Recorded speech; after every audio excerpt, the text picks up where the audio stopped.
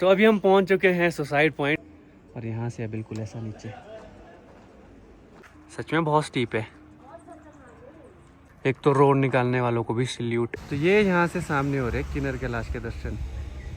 Dragon बनाए हैं दरवाजे में और इसी में ही न्योजे लगते हैं। सिर्फ कवलेज खा रहा है।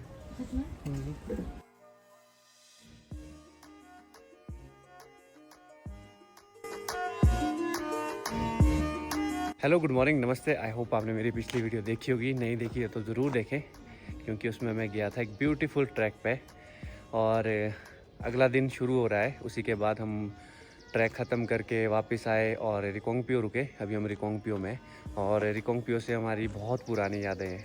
पापा यहाँ पे जॉब करते थे तो हम भी आते थे सर्दियों में, और मैं आया हूँ रिकोंगपियो लगभग 16-17 सालों के बाद।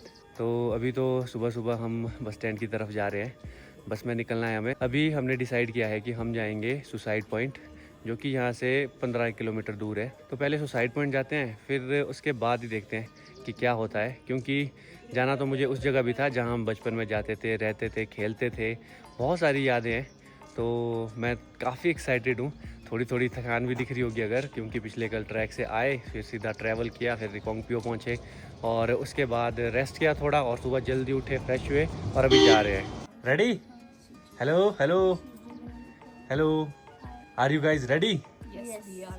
आज कल की और आज की एनर्जी में फ़र्क दिख रहा होगा? नहीं ऐसा नहीं है, सुबह का थोड़ा पीसफुल रहता है। अच्छा, तो अभी हम पहुंच चुके हैं सुसाइड पॉइंट। बस में कुछ भी नहीं शूट कर पाया क्योंकि रश इतना ज़्यादा था। उतना तो यूला गांव में जाते हुए भी नहीं था, बहुत ही ज़्यादा रश था। अरे अरे अरे अरे, सीढ़ाई सच में बहुत स्टीप है। एक तो रोड निकालने वालों को भी सल्यूट। ऐसे ऐसे पहाड़ों में निकाले हैं ना, मैंने पहले भी बोला था। इधर देखो, यहाँ पे जो अपनी सिक्योरिटी के लिए लगे थे वो सारे टूट के नीचे चले गए हैं। वैसे तो जो ये वो वाला पॉइंट है उसे सुसाइड पॉइंट बोलते हैं, पर यहाँ तो सारे ही सुसाइड पॉइंट है। ये देखो, सब जगह पे पहाड़ियाँ हैं और बहुत स्टीप है, बिल्कुल सीधी, और सामने पहाड़, ऊपर छत भी पत्थर की, नीचे सड़क। अभी यहाँ पे धूप नहीं पहुँची। यहाँ देखो कैसे पहाड़ है। मौजूदगी वगैरह तो साइड चले गए। जहाँ पे वो सुसाइड पॉइंट है उसके बिल्कुल सामने आ चुके हैं। जिस बस में हम आए हैं उसी में हमने वापस भी जाना है, तो बस भी थोड़ी देर में आ जाएगी। दिखाता हूँ अभी यहाँ से कैसा दिखता है। ये है वो एग्जैक्ट जगह जहाँ पे बोला जाता है सुसाइड पॉइंट, और यहाँ से है बिल्कुल ऐसा नीचे। चले अब वापस, ये यहाँ पे है पॉइंट। अभी हम पहुंच चुके हैं वापस कल्पा। बस एकदम से आ गई, 5 मिनट में ही हम वहाँ पे रुके। 5 मिनट से ज़्यादा नहीं मिला मैं, तो फटाफट आना पड़ा। कल्पा से किन्नर कैलाश के भी बहुत अच्छे से दर्शन होते हैं, तो वो दिखाता हूँ। तो ये यहाँ से सामने हो रहे किन्नर कैलाश के दर्शन, जो आपको शिवलिंग सी दिख रही होगी। ये है यहाँ पे किन्नर कैलाश महाराज। और ये देखो, ये यहाँ पे एक पेड़ है और ये इसका फ्रूट, और इसी में ही न्योजे लगते हैं। सिर्फ किन्नौर में ही इस तरह के पेड़ पाए जाते हैं। अभी देखो हरा है। सुसाइड पॉइंट में ज़्यादा टाइम स्पेंड करने को नहीं मिला, पर जो देखना था वो भी देख लिया कि कितना स्टीप है। हाँ, डेंजरस तो बहुत ज़्यादा है। वहाँ से घूम के तो आगे, तो अब थोड़ा कल्पा घूम लेते हैं। 12-12:30 के आसपास हमारी बस है वापसी की। तो अभी तो वैसे 9 बज रहे हैं, देखते हैं क्या क्या होता है आगे। यहाँ पे जो सामने माउंटेन्स है, यहाँ पे बर्फ़ भी काफ़ी अच्छी पड़ी है। अभी भी काफ़ी ज़्यादा बर्फ़ है। और मुझे बचपन में ये लगता था ना, मुझे ऐसा लगता था बचपन में कि इसके पीछे चाइना है किन्नौर का पार्टी। ग्राम पंचायत कल्पा आपका स्वागत करती है। यहीं सामने देखो मंदिर भी दिख रहा है। ये है यहाँ पे कल्पा बस स्टैंड, और यहाँ से हम एंटर कर रहे हैं कल्पा की ओर। यहाँ पे कोई फेस्टिवल भी चला है रिकोंगपियो में, और वो हो रहा है कल्पा में, वो फेस्टिवल हो रहा है। यहाँ पे देखो, यहाँ पे जेल है, और ये ब्रिटिशर्स के टाइम का जेल है। और मधु दीदी जानते हैं इस जेल के बारे में, अच्छे से बताओ ज़रा। यहाँ पे ना उस टाइम जैसे जो चोरी वगैरह करते थे या कोई क्रिमिनल एक्टिविटीज करते थे, उनको लाते थे यहाँ पकड़ के, फिर यार जेल में डालते थे और उनकी मतलब दुर्दशा कर देते थे। दुर्दशा कर देते थे, क्रूएलिटी के साथ होते थे उनके साथ अत्याचार जेल में, जैसे कि नाखून निकालने उनके, बन गया तो बहुत जो ब्रिटिशर्स थे ना वो करते थे। अच्छा, जुल्म करते थे कैदियों पे बहुत ज़्यादा। अभी हम चल पड़े हैं मंदिर की तरफ। तो इस तरह की गलियों से रास्ता है। ये वो सामने है फेस्टिवल का कुछ, पता नहीं कुछ तो है, किन्नौर लिट फेस्टिवल, पता नहीं एग्जैक्ट मुझे नहीं पता। आगे आगे चलते ऐसा लग रहा है जैसे उन पहाड़ों की तरफ ही जा रहे हो। जो ये आपको यहाँ पे छोटा सा दिख रहा है वही अंदर बहुत बड़ा है ये वाला, और ये यहाँ की हिस्ट्री है, ये आप पढ़ सकते हो। और ये यहाँ पे मेन गेट, इसमें तो लॉक लगा है। जो हमने ये घुमाया ना, इसका क्या महत्व है? इसको घुमाने से ऐसे मानते हैं कि पाप कटते हैं, और अगर मंत्र का जाप भी करते इसके साथ, जैसे कि ओम मानी पद में हम जो बुद्धिस्ट का होता है। अच्छा। और इनको हमेशा राइट से लेफ्ट को घुमाना है, उल्टा नहीं घुमाते, मतलब इस तरह से घुमाना आता है। ओके। और पत्थरों पे कुछ लिखा भी है इन सब पे।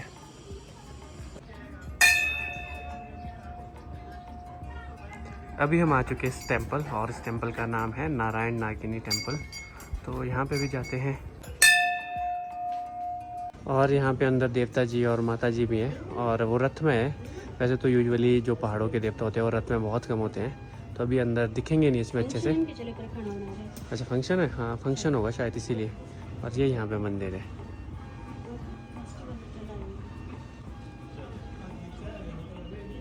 और यहाँ पे देखो क्या ज़बरदस्त नक्काशी की है, ड्रैगन बनाए हैं दरवाजे में, और अंदर है देवता जी के वाद्य यंत्र। ये वाला तो बहुत ही बड़ा नगाड़ा है।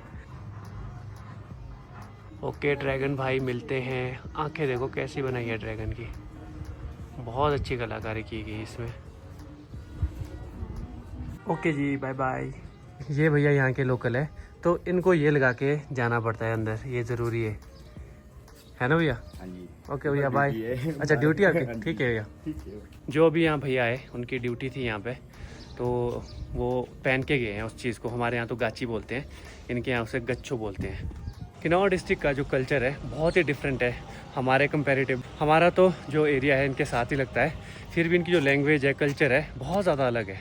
अभी मेरी यहाँ पे एक पुलिस वाले भाई से बात हुई, तो उन्होंने बताया जो ये मेला है वो है कि बॉर्डर तक जो रोड है, रास्ता है, वो खुल रहा है, और ताकि टूरिस्ट भी वहाँ तक जा सके। शिपकिला पास जो है आपने सुना होगा अगर, तो वहाँ के लिए भी रास्ता खुल रहा है, और छितकुल के लिए भी रास्ता खुल रहा है। तो उसके रिगार्डिंग ही कुछ ये मेला है। ब्रेकफास्ट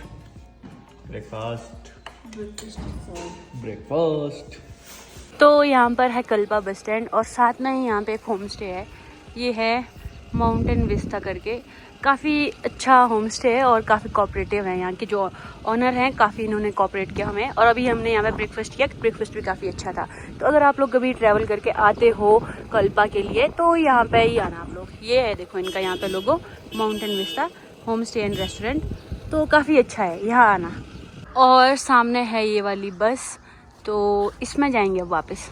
तो एक्चुअली यहाँ पे बात ऐसी हुई कि हमें जाना था वॉशरूम, और यहाँ पे जितने भी होटल वाले थे कोई भी अपने वॉशरूम में नहीं जाने दे रहे थे। और जो पब्लिक वॉशरूम आप देख रहे होंगे ना, ये है पीछे, ये बंद है, और ये बंद है, मतलब इसकी चाबी चूबी कुछ नहीं पता नहीं कहाँ होगी। और हमें जाना था वॉशरूम और मुझे, तो जितने भी हम होटल में गए, दो तीन होटलों में गए हम, उन्होंने मना किया कि हमारे तो रूम लगे हैं, ऐसे नहीं जा सकते, ये वो सो पता नहीं, मतलब उन्होंने टोटली मतलब, और वो भी रूड वे में मना किया। और फिर हम यहाँ आए, जो मैंने आपको ये होम स्टे दिखाया माउंटेन विस्टा, तो ये जो हैं ये रामपुर से ही हैं, और इन्होंने इतने अच्छे से कोऑपरेट किया कि इन्होंने बोला रुको मैम चेकआउट हो रहा है, हम आपको करवाते हैं प्रोवाइड वॉशरूम। तो इन्होंने बड़े अच्छे से हमें वॉशरूम प्रोवाइड करवाया, और लड़कियों के लिए काफ़ी ज़रूरी होता है ये चीज़ जब हम कभी बाहर ट्रैवल कर रहे होते हैं। साथ में ही फिर हमें अच्छा लगा, तो हमने सोचा कि इतने अच्छे से इन्होंने बात की हर चीज़, तो हमने सोचा कि चलो फिर तो खाना भी यहीं खा लेते हैं। और अभी वैसे बन नहीं रहा था यहाँ खाना, तो इन्होंने कहीं से स्पेशली ऑर्डर देके फिर हमारे लिए परांठे भी बनवाए, और फिर हमारे लिए यहाँ पे परांठे अवेलेबल करवाए। तो इतने कोऑपरेटिव लोग हैं, इतना अच्छा लगा इनके पास, तो हमने सोचा कि आपको बता देते हैं कि अगर आप कभी कल्पा की ओर आओ तो ज़रूर इनके होम स्टे को विज़िट करो। और चले बस भी शुरू हो गई है, चलते हैं। तो यहाँ पे होगी बस स्टार्ट, हम भी चलते हैं बस में। बंद करने पड़ेगा। अरे यहाँ पे अर्चू यहाँ बैठी है, राहुल यहाँ बैठा है। तो चल पड़ा हूँ अब मैं अपने पुराने रास्ते पे, जो कि लगभग जिस पे मैं 15 साल पहले चलता था, शायद उससे भी पहले। घूमने आते थे हम इस जगह पे। यहाँ पे भी हॉस्पिटल पे पहुँचा हूँ। ये देखो, ये यहाँ पे हॉस्पिटल है रिकांगपिओ का, और इधर आते थे हम घूमने शाम शाम को, यहाँ तक, इस गेट तक। काफ़ी चेंजिंग हो गई है, अभी इधर सब कुछ बदला बदला सा दिख रहा है।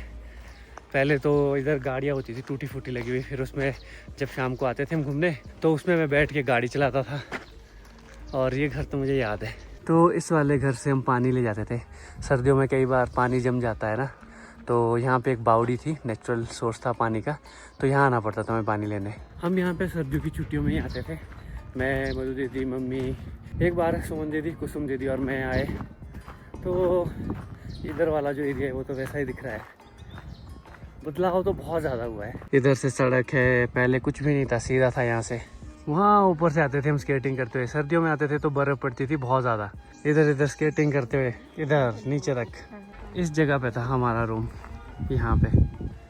अब अंदर जाना मुझे नहीं लगता सही होगा, क्योंकि यहाँ पे कोई लोग रह रहे हैं। ये यहाँ पे छोटा सा ग्राउंड था, यहाँ पे हम खेलते थे। एक पेड़ था बीच में, अब वो पेड़ तो है नहीं। मेरा ऐसा था, जब भी रिकांगपिओ आऊँ यहाँ पे ज़रूर आऊँ, इस जगह को मैं ज़रूर देखना चाहता था। इधर हम सड़क में क्रिकेट भी खेला करते थे।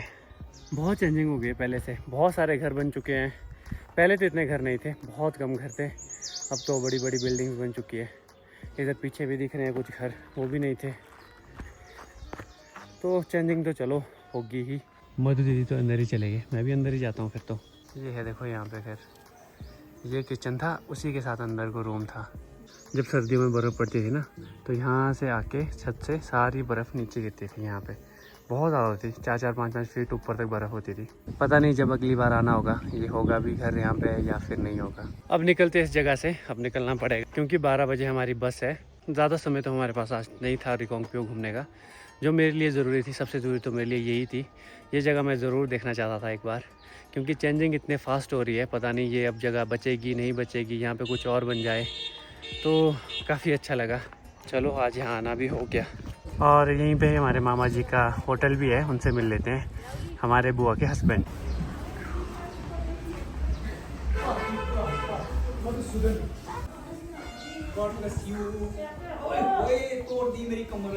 कमलेश खा रहा है। रिकांगपिओ में वैसे ज़रूरत तो नहीं है ठंडे की, पर हम फिर भी पी रहे हैं। तो चलते हैं बस स्टैंड की तरफ। यहीं बस स्टैंड के साथ मामा जी का कैफ़े है। हमारे यहाँ बुआ के हस्बैंड को भी मामा ही बोलते हैं, फूफा नहीं बोलते। यहाँ पे बहुत ज़्यादा बर्फ़ है इस वाले पहाड़ पे। ये अपनी बस रामपुर के लिए, शिमला रामपुर लिखा है इसमें, और ये जाएगी रामपुर। ये होना चाहिए था रिकांगपिओ रामपुर। ठीक है मामा जी, ओके ठीक है, थैंक यू, ओके जी, ओके बाय मामा, बाय।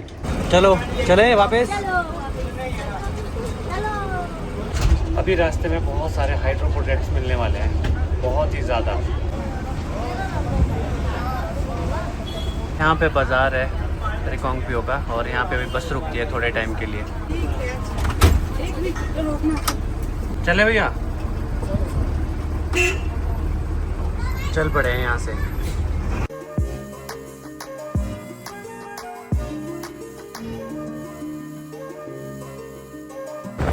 पूरी सतलुज इसी में जा रही है, देखो यहाँ से ये बन रहा है, देखो यहाँ पे dam.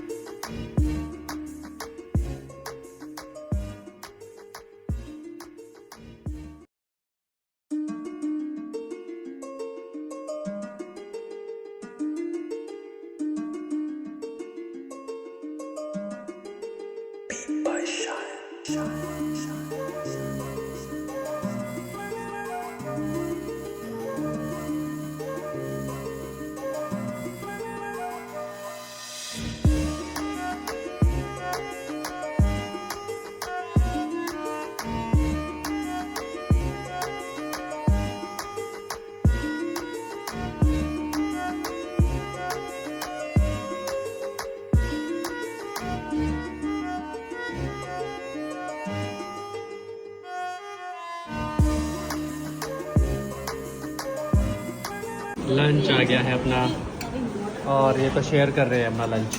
Good, sharing is caring. ठीक है भैया, ओके थैंक यू, ठीक है, मिलते हैं अगली बार। और फिर से रामपुर पहुंच के सीधा हरियाणा रोड की बस मिल गई। यस यस यस, फटाफटी बस मिल गई रामपुर से, और अभी हम पहुंच चुके हैं सुमन दीदी के घर। हमारी तो आज बस नहीं जाती है गांव के लिए, तो हम घर नहीं जा पाएंगे, तो आज का हमारा स्टे सुमन दीदी के घर में है। विशुद्धि आई लव यू मामू बोलो।